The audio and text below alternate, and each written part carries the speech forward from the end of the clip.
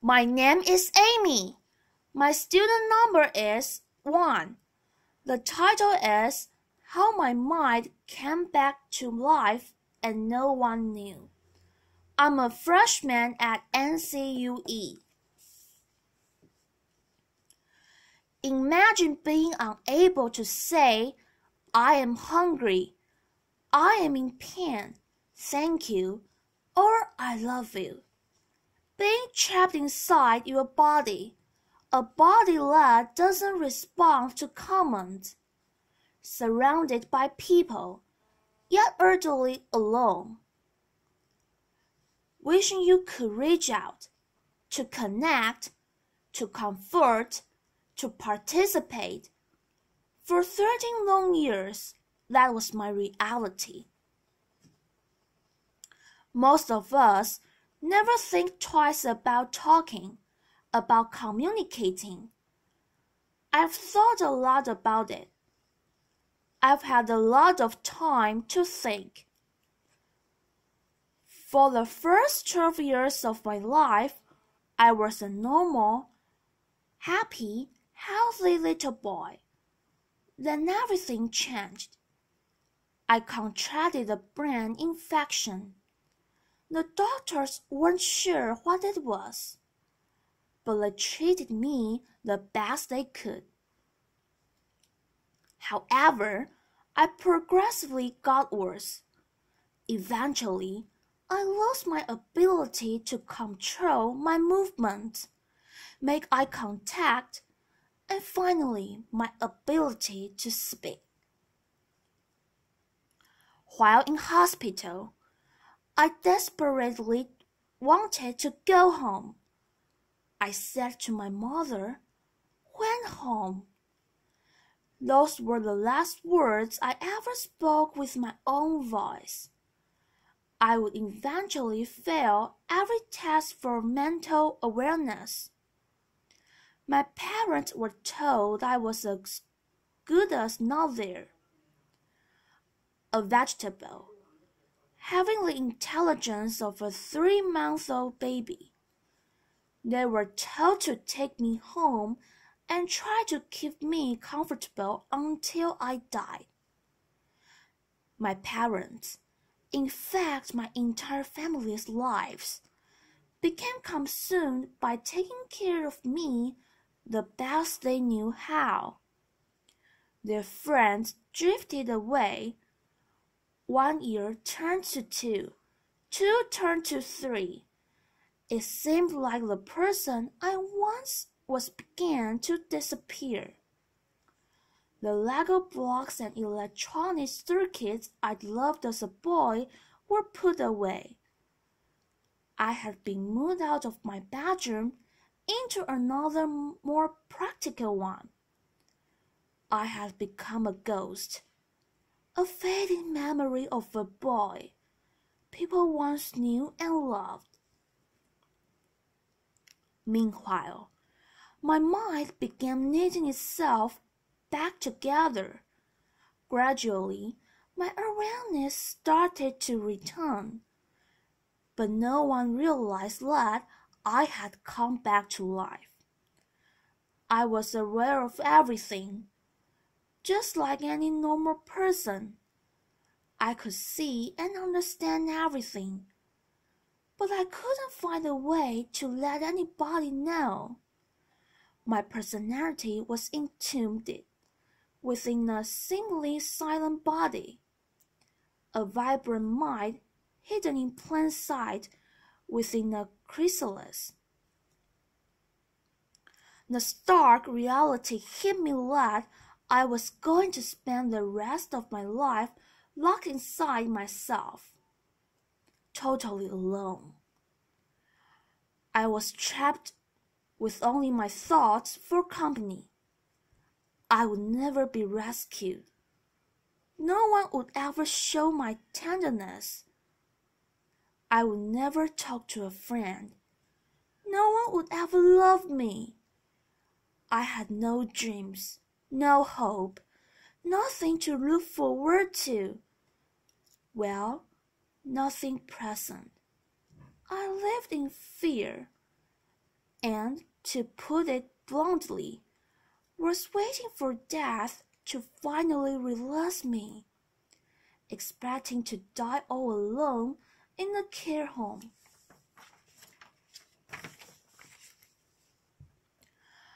I don't know if it's truly possible to express in words what it's like not to be able to communicate.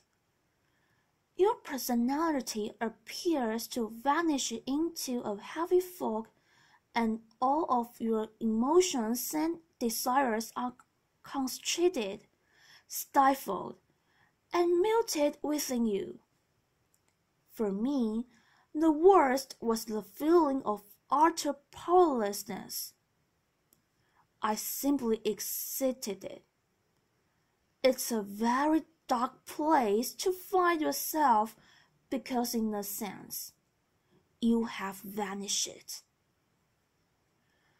Other people controlled every aspect of my life.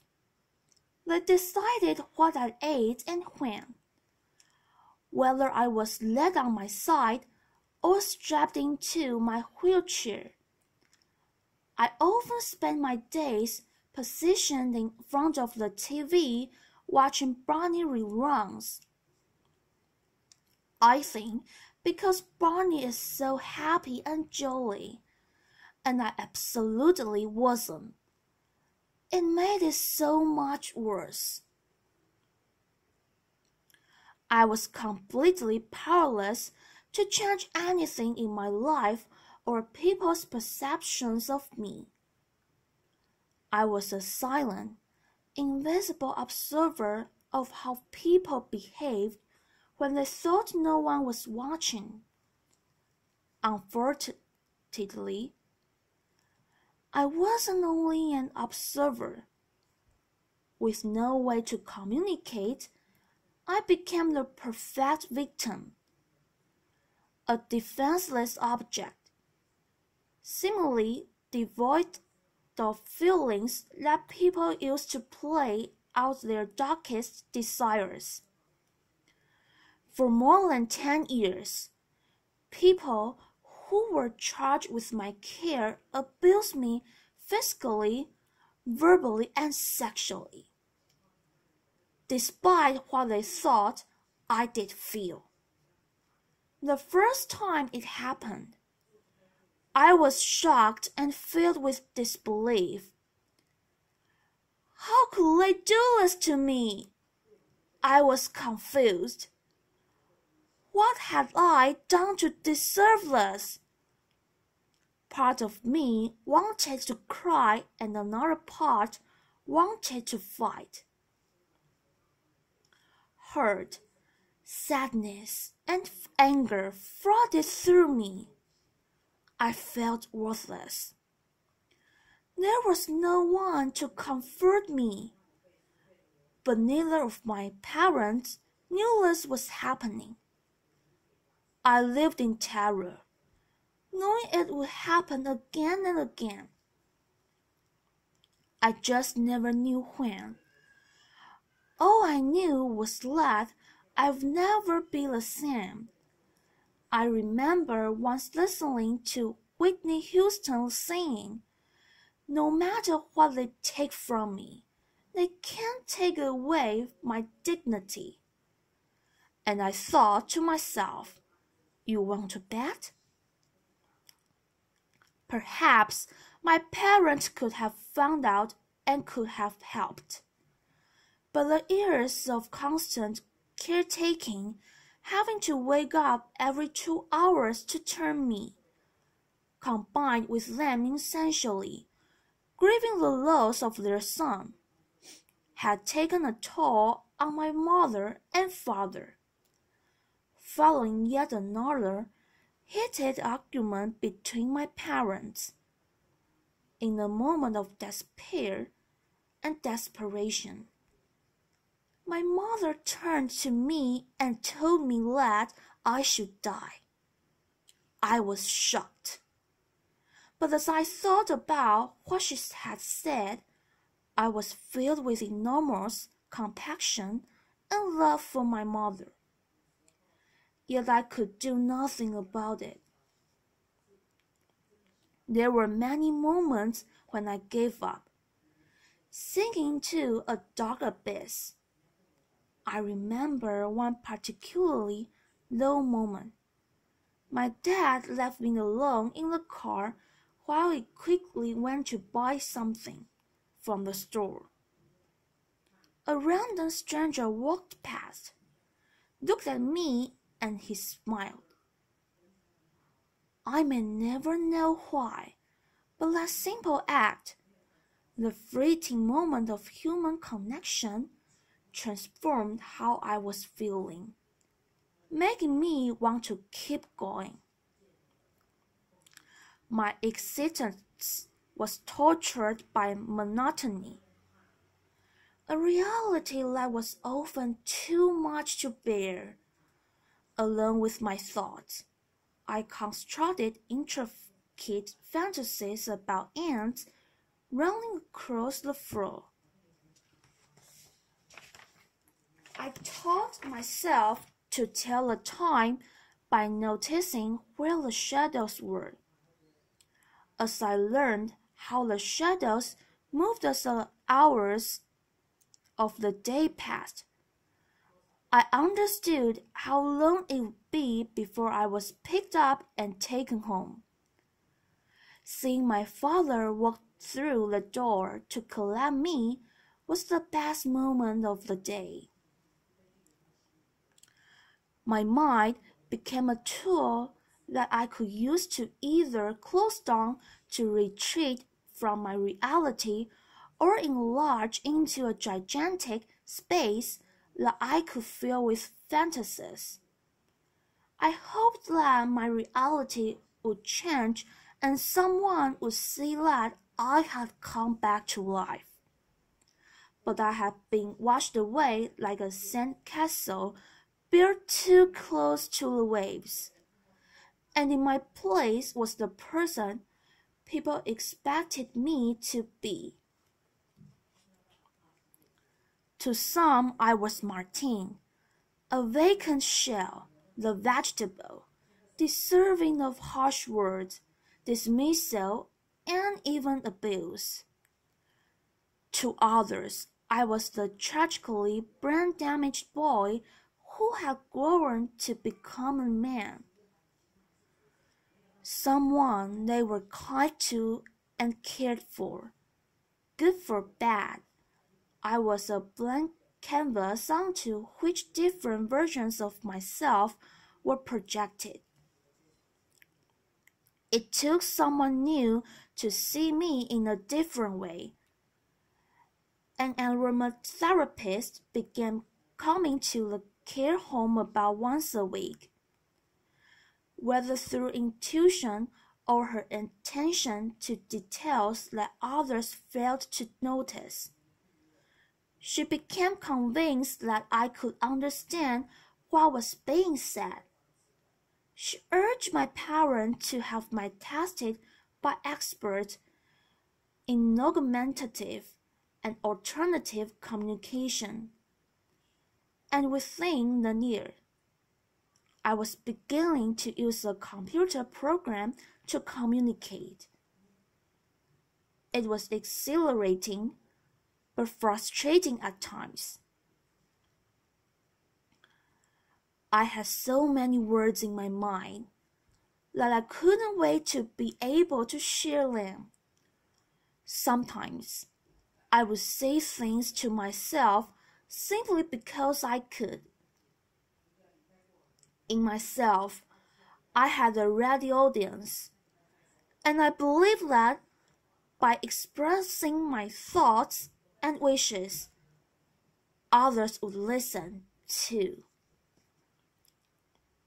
But as I began to communicate more, I realized that it was in fact only just the beginning of creating a new voice for myself. I was thrust into a world I didn't quite know how to function in. I stopped going to the care home and managed to get my first job making photocopies. As simple as this may sound, it was amazing. My new world was really exciting, but often quite overwhelming and frightening. I was like a man-child, and as liberating as it often was. I struggled. I also learned that many of those who had known me for a long time found it impossible to abandon the idea of Martin they had in their heads, while those I had only just met struggled to look past the image of a silent man in a wheelchair. I realized that some people would only listen to me if what I said was in line with what they expected. Otherwise, it was disregarded and they did what they felt was best. I discovered that true communication is about more than merely physically conveying a message. It is about getting the message heard and respected. Still, things were going well. My body was slowly getting stronger. I had a job in computing that I loved, and had even got Kojak, the dog I had been dreaming about for years.